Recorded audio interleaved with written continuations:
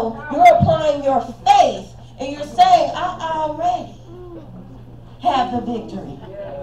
I already have overcome. Okay? So watch this. This means that when you are speaking over yourself or prophesying, you have to watch the verb tense. Come on, that's good too. Oftentimes when we think prophecy, we think of foretelling or what will happen, what's coming. But there is also forthtelling or speaking into the now, speaking something in existence.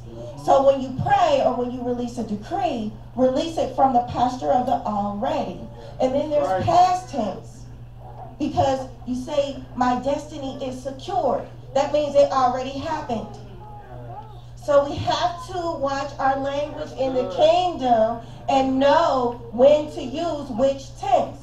When you are calling forth your healing, you're saying, I'm healed now. When you are commanding for your son or your daughter, whoever, to be delivered, you're saying, be delivered now. Come out now. That's good. That's good. So we have to remember, God already did everything. He's the creator. And watch this. Because of Holy Spirit, he put his creative power in you. So create your environment by speaking forth the word of the Lord. Create your environment by speaking forth the scriptures and what God said. Okay? So, in the arts, and I hope I don't challenge anyone too much, but you'll hear worshipers say, it's our job to set the atmosphere. The atmosphere is already there. Come on. Why? Because Jesus said that the kingdom is not here or there, but the kingdom is within you. So because the kingdom is within you, the presence of God is within you, you are already an atmosphere. You are an atmosphere. So what we do is we carry the environment or the atmosphere of the kingdom into every situation. That's good. Resting on this truth that it's already done. Okay? So with that, declare over yourself, I am already chosen to prosper. Chosen to prosper. God's work in you is already finished.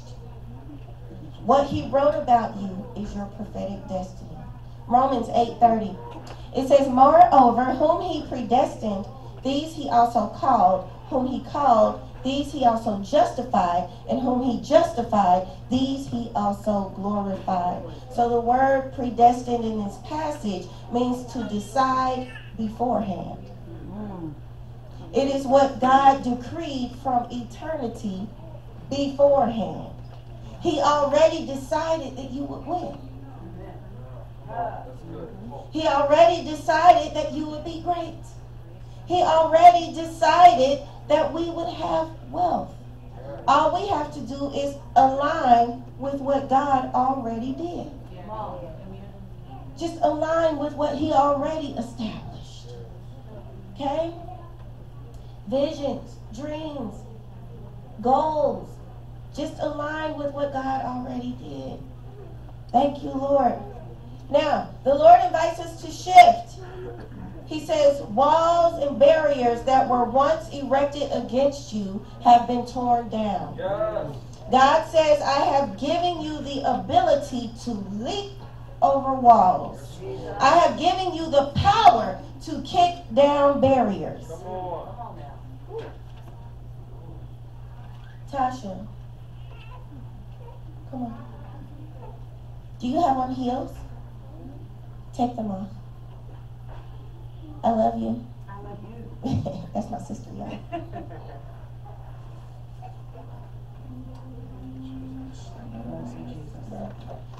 In the pink shirt. Come forth in the pink shirt.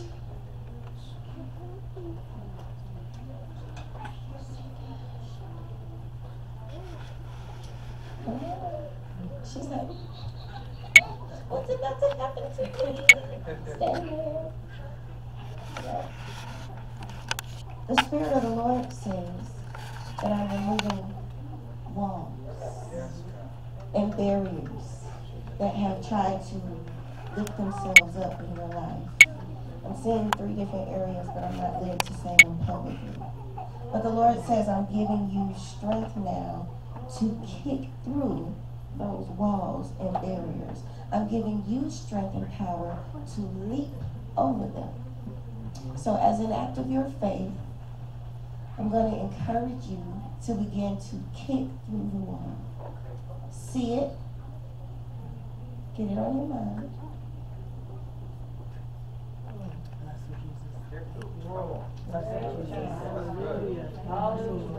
You got it. Go for it. Tear it down. Tear it down. Tear it down. Tear it down. Same thing. Get it on your mind. She said she needed it again. There's walls and barriers that you have been facing. And the Lord says, I now give you power to kick through them. I'm seeing actually that Luke 10:19 tells us he's given us power to tread upon serpents and scorpions and over all the power of the enemy. And nothing shall by any means hurt you. Yes. That word tread literally means to crush underfoot. Yeah. Yeah. So there's some things that you've been facing in your family, on your job, hallelujah, in your business, ideas, thought life. You got to crush it underfoot. Yeah.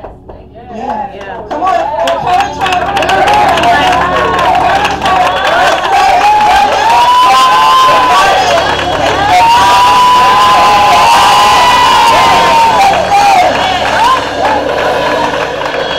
Hallelujah.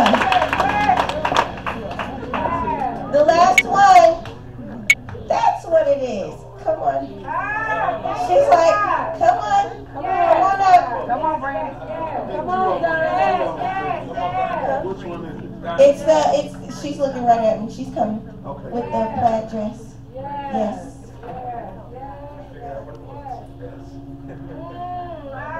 Thank you, God. Holy Ghost. Oh, so excited. The Spirit of the Lord says, daughter, I place upon your feet the ability to run. To run into purpose. To run into destiny. To run into power. To run into identity. To run into who God says that you are. You on a path. But I see you running. And he says, I give you strength. I give you endurance to run. To run. Come on.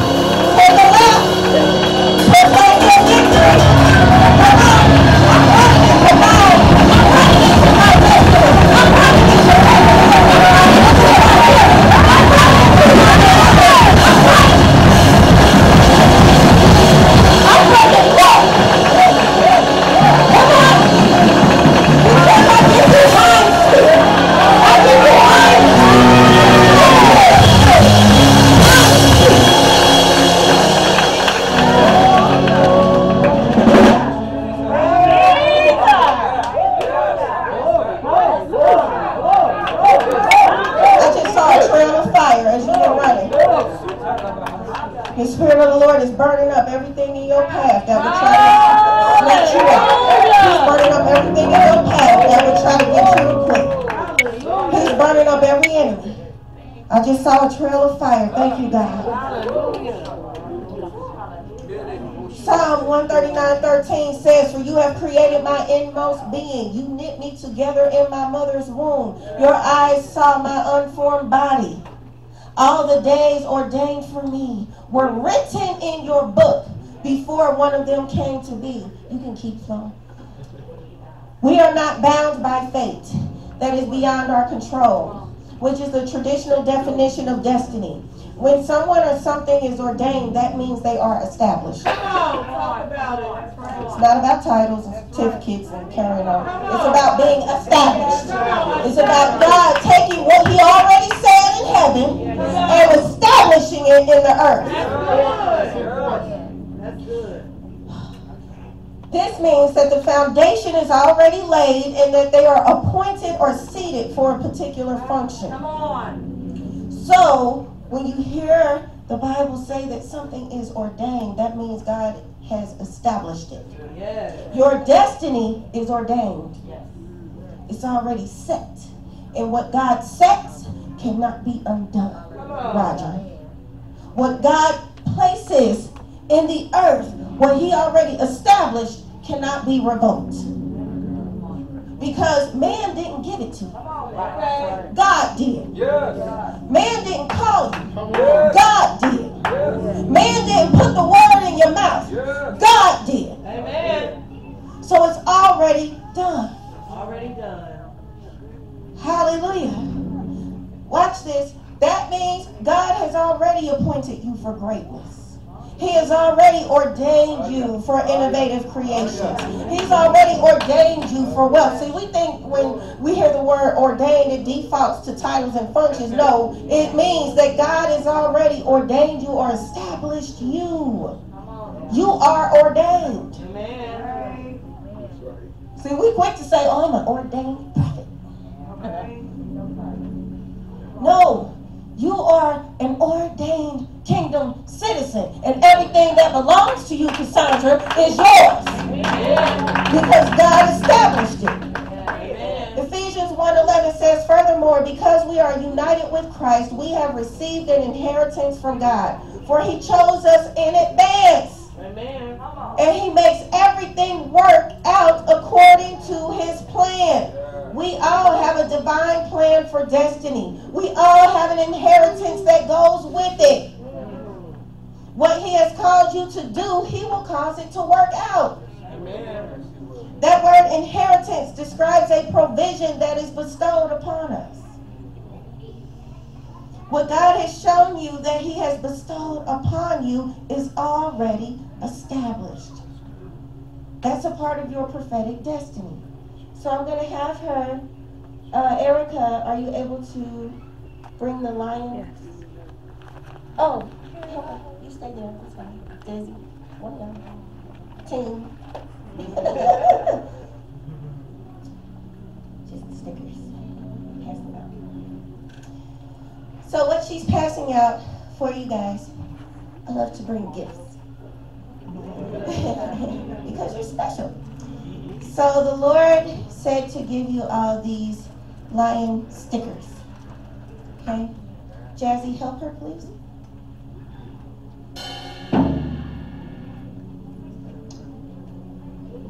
And while they're doing that, because we know that God has established our destiny, we can now break forth boldly in confidence. The lion is a symbol of boldness.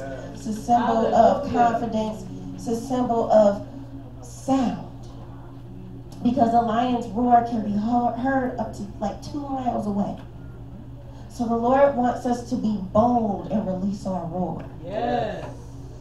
He wants us to be bold and move forward as lions, knowing that the Lion of the tribe of Judah is alive and active in us.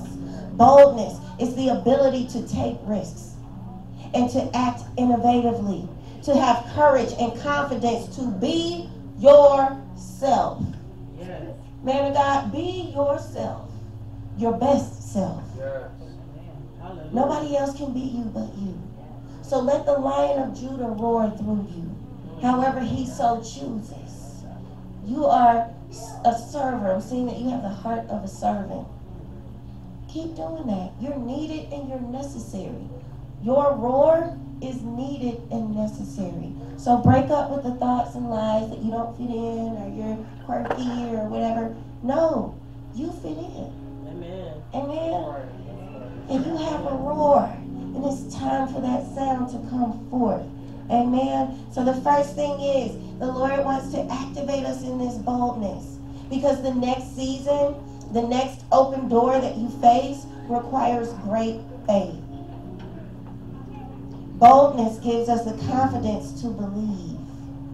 So the first thing is that you have to be bold and face your fears. She said, oh, yep. You have to be bold and face your fears. Matthew 11:12 says, the kingdom suffers violence. The violent take it by force. The NLT translation says that we are forcefully advancing. So we're going to talk language again. You're not under anything. We oftentimes say, I'm under attack. You're not under anything. Come on. Because the Bible declares that he made us to be above and not beneath. One translation says above only and not beneath. So you're forcefully advancing. You're facing an attack. Meaning that when the enemy tries to come for me, I'm going to already be coming for him. Okay. That is good. Forcefully advancing. We're already on the move. Right? Hallelujah. Thank you, Lord. So you have to be bold and face your fears. God did not give you a spirit of fear, beloved. In the back, he didn't. He gave you power and love and a sound mind. So we say, thank you, Lord. Wow. Beloved, in the back with the gray jacket, my teacher friend. Yep. You can stand up or come up, whatever you like.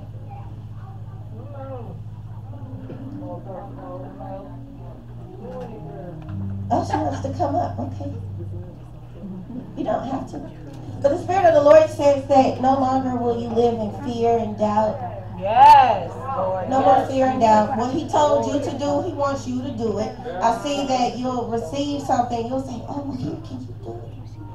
No, he wants you to do it. Exactly. Because you have a spirit of excellence on your life. I just see you just are very meticulous.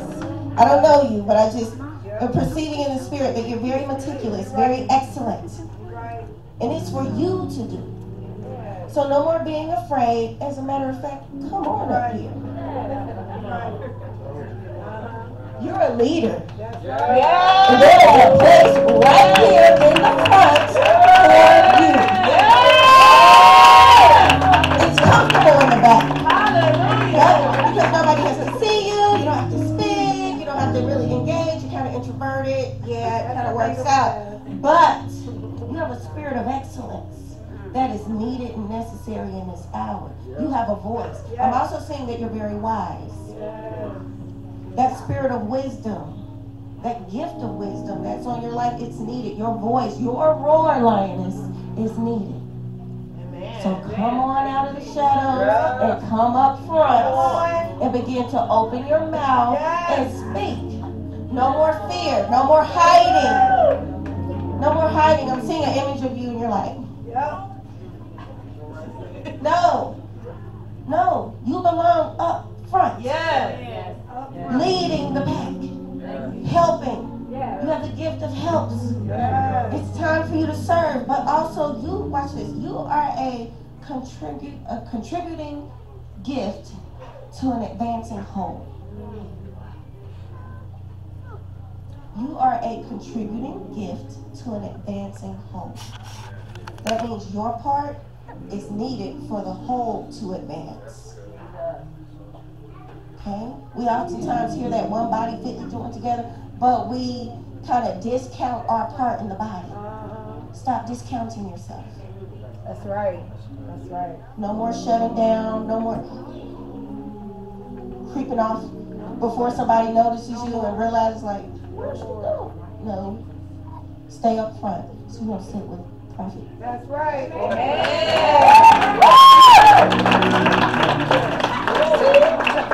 You'll get used to it. You got to sit with the Prophet. All right. Lions, be bold and go in power.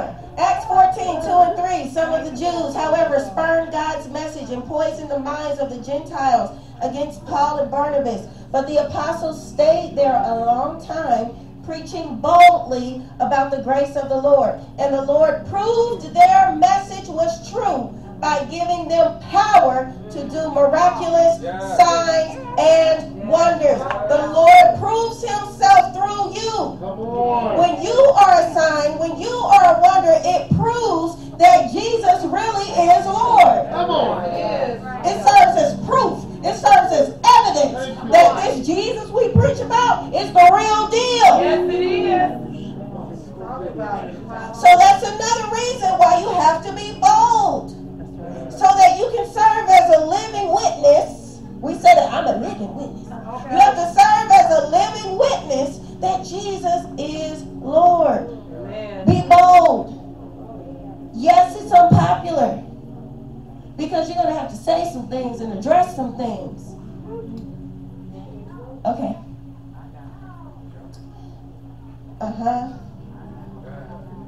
Prophetess, can you come?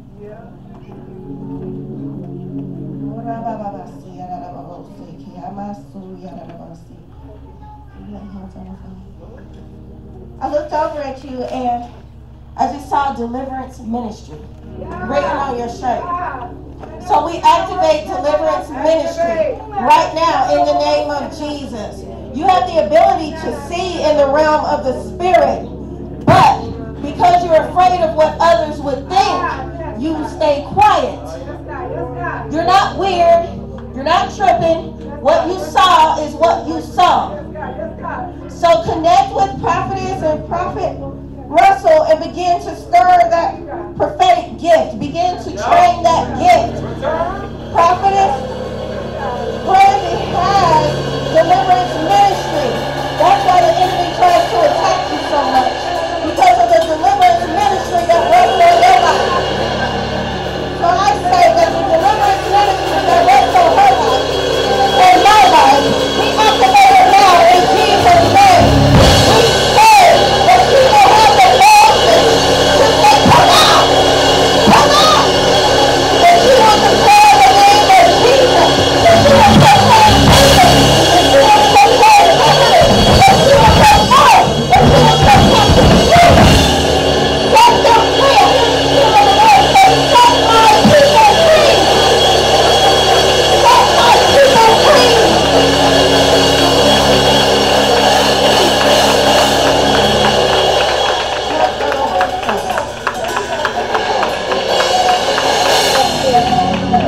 The last thing is,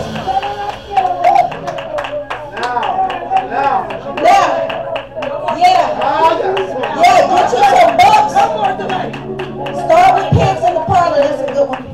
But get you some books, begin to study and cultivate that gift. You are to be a warrior for this house.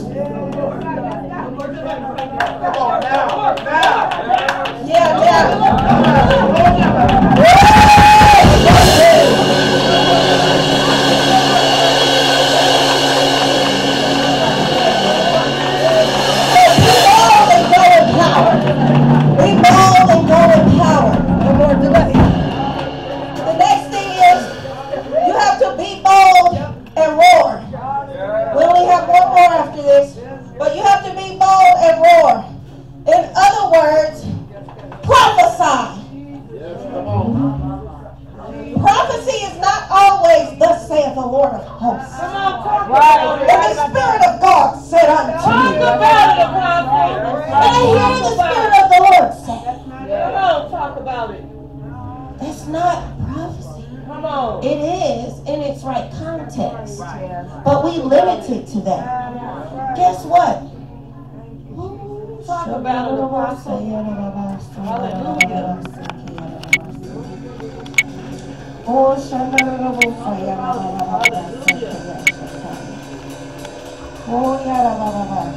God loves you that much. We don't say we want to bust up tradition. We want to always have an altar call. You are an altar. Come on. Come on. Yeah, you are an altar. So because of that, the Spirit of the Lord says, I prophesy. Okay? So the word prophecy means to speak forth, yeah? So, prophecy doesn't always have to be thus saith the Lord. It's also in, I love you. It's also in, be healed. It's also in, hey, seeing that you have kind of been a little distracted and things have been trying to knock you off kilter, it's okay. It's okay. We can get back on track. And you're being put back on track. Okay? Now, did I say the Lord says you're being put back on track? No. But you want to know why you may have to do that? It's because the Lord is sending you into spheres where you might have to go on a covert mission. Come on. He might need you to prophesy on a corporate call. And you have to know what to say. Come on. So when we say be bold and roar, that means simply say what the Lord tells you to say. That's right.